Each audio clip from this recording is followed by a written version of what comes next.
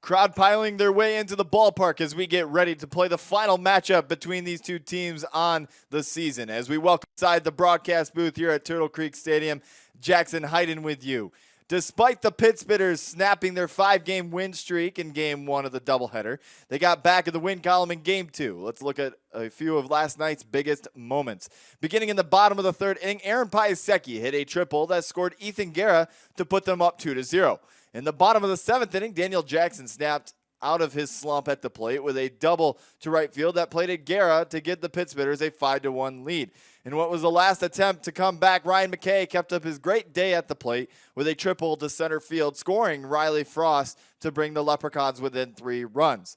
Earlier today, I spoke with Pittsbitters infielder Aaron Piasecki about his success at the plate during yesterday's doubleheader. Aaron, you've been swinging it well against Royal Oak this season, batting .395 with a .511 on-base percentage. What is it about this team that allows you to be as successful as you've been? I think that I've been taking pitches that I know I can't hit, even if they're in the zone, and really finding the pitch that I want to hit.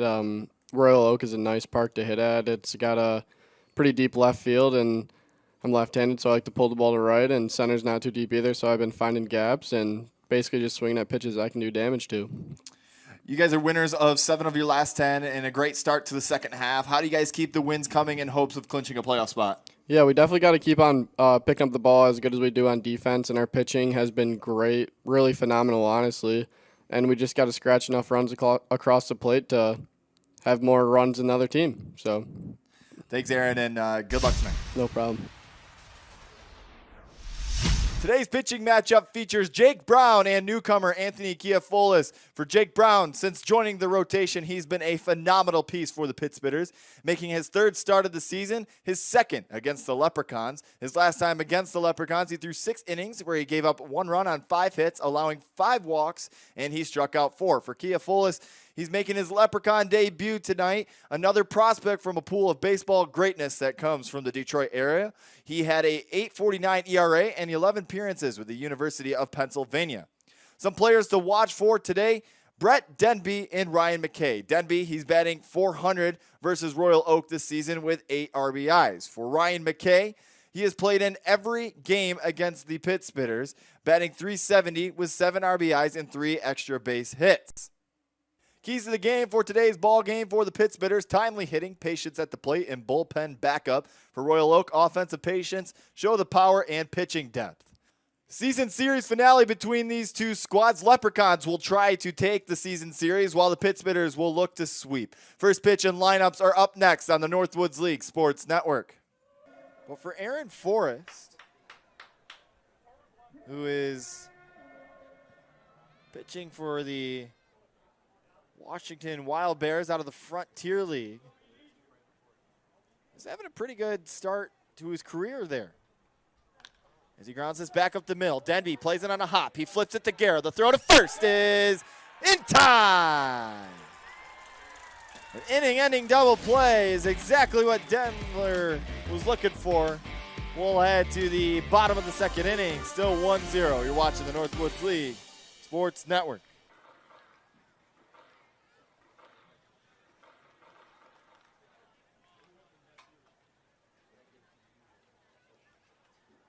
One is ripped down the left field line, and that's going to roll for a little bit. Backhanded by Lopez. Sokolov trying to turn it into 2, and he's into second base with a 2-out double.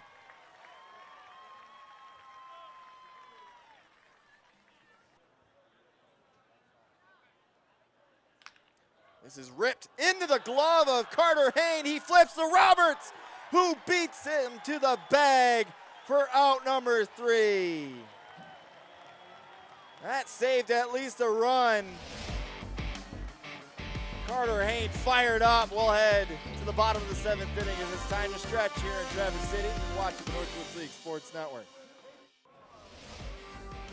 Bottom of the 2nd inning. Von Lackey coming up to the dish.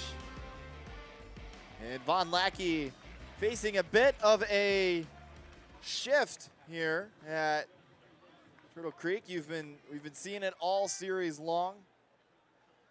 As the first pitch from Kiafolis will miss high and out. And yeah, you see the 3 infielders along the left side, and then just the one infielder along the right side of the infield. Tyranski out in the middle. Frost, Cheeseman, McKay covering the left side. Tyranski in the middle. You saw it yesterday. Lackey actually had a chopper that went back up the middle. And it was a great play by McKay to still get the out. As Lackey comes up empty.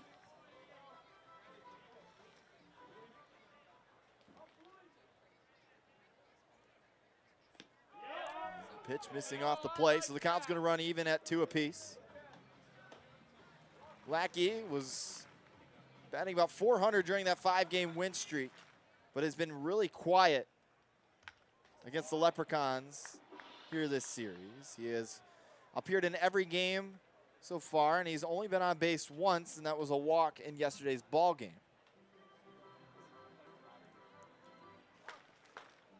So looking for his first hit of the series. And grounds it back up the middle and into center field, and there it is.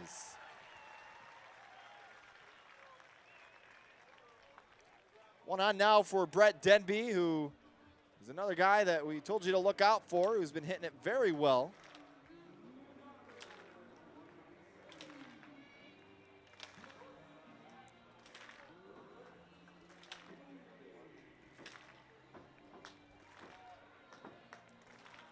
As the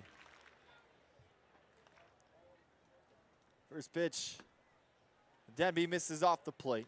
Crowd, bit of a tradition here with the walk-up song and Brett Denby. You see the dugout get into it every night. Denby trying to come through here. His stands pretty well filled. You know it's a good crowd when the first base side is pretty filled. The porch is all filled up as well. Everybody likes to come out for fireworks night. The 1-1. And it'll miss low, as well as 90s night. Well, for Kiafoulis, he's had a very interesting journey, and he's coming off of his freshman season at the University of Penn. As that brushes Denby off the plate. He started out the season doing really well, coming out of the bullpen for the University of Penn. Had a 3.91 ERA before his game on March 26th against Delaware, where he was unable to complete an out.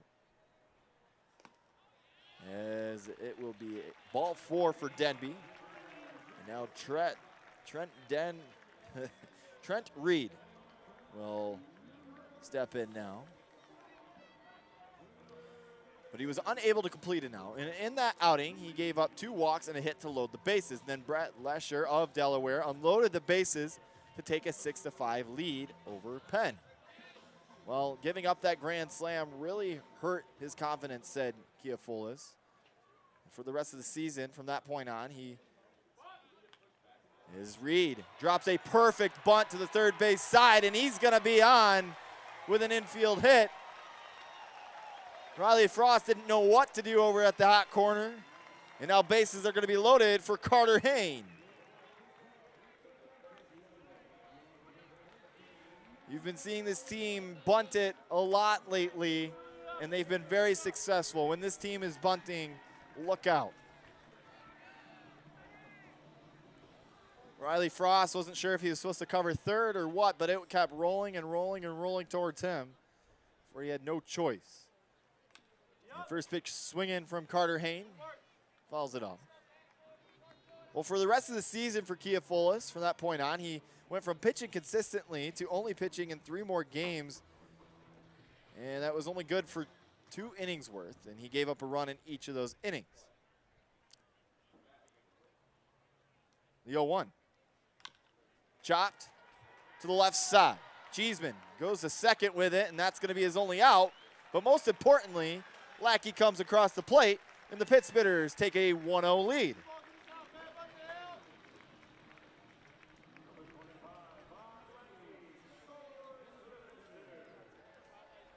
So Hayne will be at first, Denby at third, and here's Gavin Bayless. And talking with Kiafolis before his first start tonight, he said he's really looking forward with his time with the Leprechauns to rebuild his confidence. And one of the best bunters on this lineup coming up empty here for strike one. He said, I was starting to feel better at the end of the season, and now it's time to get some quality innings. The 0-1. And tries to bunt it again, and it goes foul. Bayless, this is his first series with the Pit Spitters, his fourth game, and he's been in all of them. And, well, he's got a lot of speed, and we've seen him in this ninth hole in every game, especially out there in left field. The 0-2 will miss high. And he kind of just very casually drops the bat and pokes it in the most perfect place. It's always right down that left field line. You see Riley Frost in on the grass on the corner. Bayless fouls this off, and it smokes a beer down on one of the tables. Saw that last week during a homestand. Actually, a fan caught a ball with a beer down here in one of the porches below us. Here's the 1-2. High chopper to second. McKay will get Hain in a rundown. Bayless will be safe as Hain is tagged out. Another run will score, and the Pit Spitters extend their lead to 2-0. Now we go to the top of the order as JT Sokolov will step in for the second consecutive inning.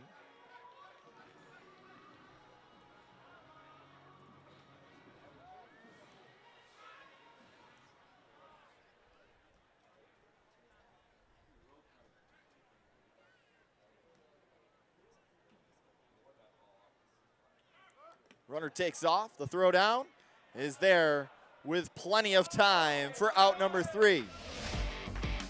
Sokolov will lead off the third inning. We will head to the top of the third. 2-0 is our score. You're watching the Northwoods League Sports Network.